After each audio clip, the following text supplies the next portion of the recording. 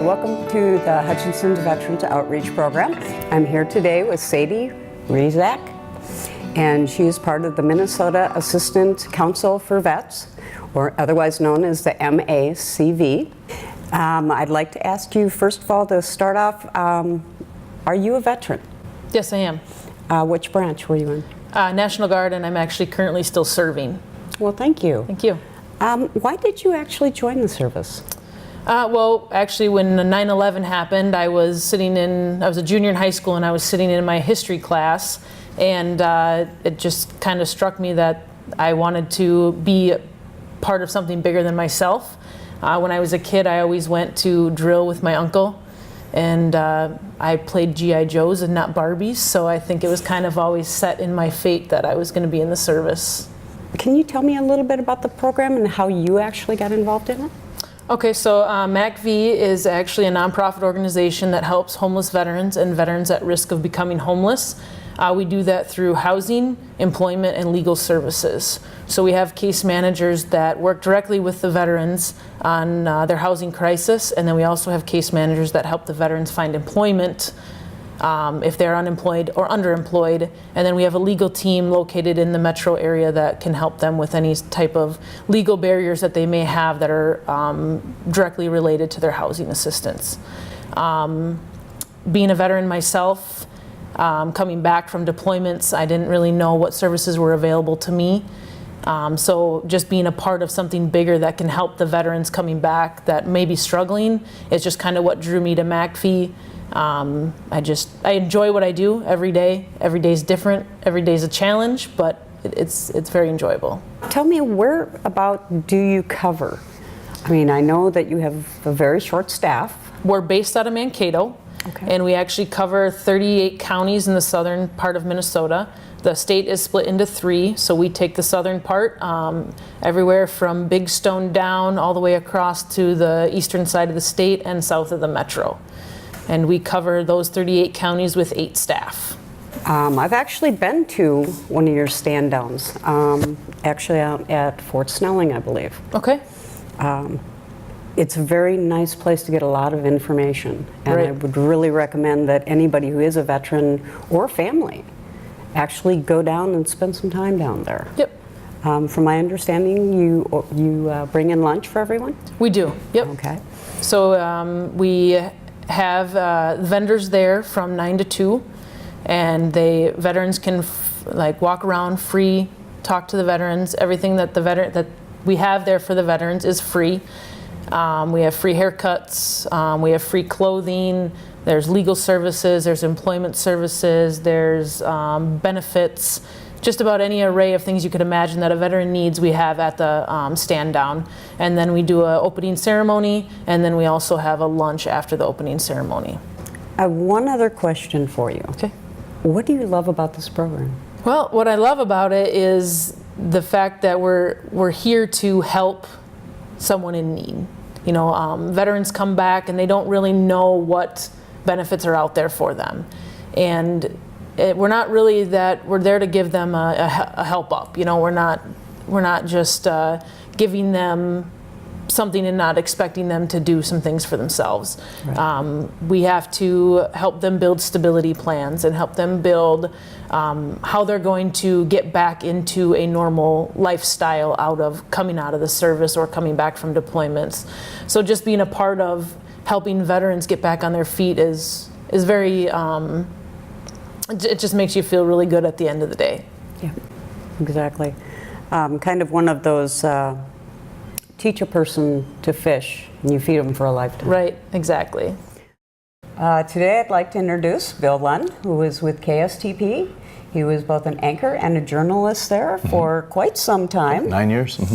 You also work with Pain Free Patriots, as well as the Saluting Community Heroes. And you have this book out, Heart of a Ranger. Yeah.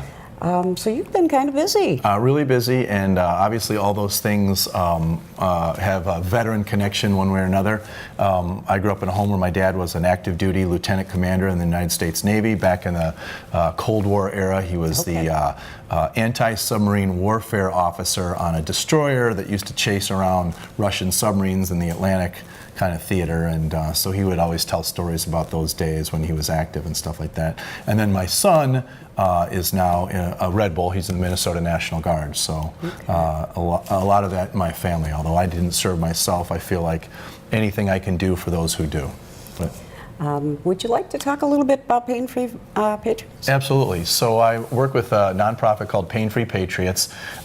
Basically what they do is raise money for pain grants and then use that money to send veterans through a variety of different clinics, 3 different clinics generally, and basically they can treat any sort of pain issue. So the veterans that Pain Free Patriots gets or serves are generally people who've already been to the VA, they've already been to their own doctor, they've already been on meds, they've already been on narcotics, okay, and they're not getting any relief for their pain. They come into Pain Free Patriots, we put them on a 8 to 12 week program where they go through, it's pretty intensive. They have to commit to coming in twice a week, but 90% of the veterans who go through this program, by the time they're done, if they complete the program, say they get substantial relief from their pain. And that is so nice. It's incredible, and we generally get people who are out of options. Again, people who've been to the VA, been to their own doctor, tried everything they possibly can. Very often they are just tired of narcotics. They don't want to be on any drugs anymore, and Pain Free Patriots uses absolutely no drugs in any of its treatment. It's all directed treatments that focus on the pain and focus on accelerating the body's ability to heal itself, and it gets really amazing results. Wow, that is really nice. Yeah. What's kind of cool, and here we are in Hutchinson, is we're now reaching out a little bit farther than we usually do. The clinics that we use are in Rogers, Brooklyn Park, and Minnetonka, but we now, through Tim Burley, one of better-known veterans here in the Hutchinson community, Tim, we met back at Eagles Healing Nest in Sauk Center. And Tim started coming in for treatment, and he's having great success with the treatment. And Tim's a great connector, so we're hoping to get more vets coming in, and we're connecting with a variety of different organizations here in Hutchinson, and it's really great to make a connection in this community. It's an hour to our nearest clinic, but you know what? Obviously, to people like Tim, it's worth the drive. Oh, exactly. How would somebody go about getting a hold of Pain Free Patriots? Yes, so if you are a veteran and we'll serve a veteran, we'll serve active duty, we'll serve, if you're in the reserve, if you are in the Guard, doesn't matter. If you serve your country, we will help you at Pain Free Patriots. All you need is your DD-214. So you can go to our website, you can figure out how to connect with us there. Website will give you the phone number to call in and set up for an appointment. You basically come in, the doctor assesses you. Almost everybody's approved. The only time we would turn somebody down if they're just in a situation where we don't think we can help them. Right. We just won't waste their time or energy in coming in. But probably well more than 90% of people who come in for an assessment get approved. But we'd ask anyone just to go on our website and get the phone number, or you can fill out a form directly on there, get connected, and then you can come into Rogers, Brooklyn Park, or Minnetonka in order to get treatment. Now, if you were someone out there who says, wow, this is a great program, you can also donate on our website as well, because it costs us about $3,000 to $5,000 to treat one veteran for 8 to 12 weeks, which if you broke that down, how many was that, 24 appointments or something like that at least? That's not that much money. But that's the cost, the bare bones cost, in order to treat a veteran over that period. And we're always trying to fund more veterans. We have as many veterans as we could possibly treat, but we always need to be able to fund them in order to put them through the program. Lastly, I want to get to your book, Heart of a Ranger. Yep. Now I hear this book is about Benjamin Kopp, right? Who was an airborne ranger. That's right. Would you like to go a little bit over the book? Yeah, so as a 30-year TV news person, we cover tons and tons of stories, and probably 95% of them we can't remember. Back in 2010, 2011, I met with Ben's mom. Actually, we traveled with Ben's mom down to Chicago, and we met Ben's heart recipient. So Ben was killed. Ben was mortally wounded in Afghanistan in the summer of 2010. His heart then, after he made it back to Walter Reed, his heart saved the life of a woman from the Chicago area. Well, we got Ben's mom and the heart recipient together. We did a little TV news story. It was a really nice story, very compelling, sad, amazing strength from Ben's Gold Star mom, Jill Stevenson, to see how, she's a single mom, this is her only child, so she loses her only child to the war in Afghanistan. And, it just was a story that stuck with me and stuck with me and stuck with me. And in the fall of 2014, I was going down to Fort Benning, Georgia, which is the home of the Rangers, 75th Ranger Regiment. And my son was going through basic training. And I just thought, man, I think I'd like to write a book about this young man. It just is a story that stuck with me. And people would ask me, what's the most compelling story you ever did? And I'd tell them about this story. And when I got back, I looked up Jill Stevenson. She's originally from St. Louis Park, but lived in Rosemount. And I called her up. I said, let's have lunch. I have an idea. So we had lunch, and I told her, I'd like to write a book about your son. And she said, without missing a beat, she said, I've been praying for 6 months that somebody would approach me with this idea. But it's a really compelling story. I mean, Ben is a young man like so many across Minnesota. He's a little bit troubled. He can kind of find trouble. He barely graduates from high school. That's all in the book. And then he wants to join the Army. And, one of the most defining days of his life was 9/11. He had a great-grandfather, Leroy Rogers, who was a Red Bull in World War II, fought in Northern Africa, fought in Italy, and was Ben's hero. His dad really wasn't in his life, but his great-grandfather, Leroy Rogers, was in his life until about the age of 13. And he would regale Ben with all his war stories from World War II, and Ben once saw Curio with his Purple Heart and other medals from World War II up on the wall. And Ben wanted to know about it, and so he shared all his war stories with him. Well, when 9/11 rolled around, Leroy had died in the spring of that year, in April, and Ben, being 13 at the time, took it as a personal affront to his grandfather's service that the country was being attacked like this, and he declared on that day, as a 13-year-old, I'm going to join the Army, I'm going to become an Army Ranger, and I'm going to kill Osama bin Laden myself.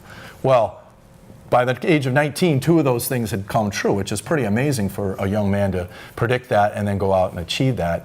And he was on some pretty serious operations in Afghanistan, so he was there looking for Osama bin Laden. So he came pretty close to achieving everything that he said he would. But after 2 deployments to Iraq, they were in southern Afghanistan in Helmand Province, and they had a very, very dangerous mission to southern Helmand Province, where they were looking for a high-value target. And as they went out that day, they just got going too late. Rangers operate almost exclusively at night. And they got there about 5 in the morning, and as they were moving into town, the sun's coming up, and they just came under a massive ambush, and they were just on the defensive all day. And at one point, some snipers, one of them, a very well-known sniper, got pinned down, and they thought they were going to get killed. They literally, I interviewed them, they literally thought that this was it for them. And Ben and his squad came, put up cover fire, and allowed them to escape. So he literally saved 6 guys in his last act in life. And then moments later, as they were exfilling that area, Ben was hit in the leg, splitting his popliteal artery.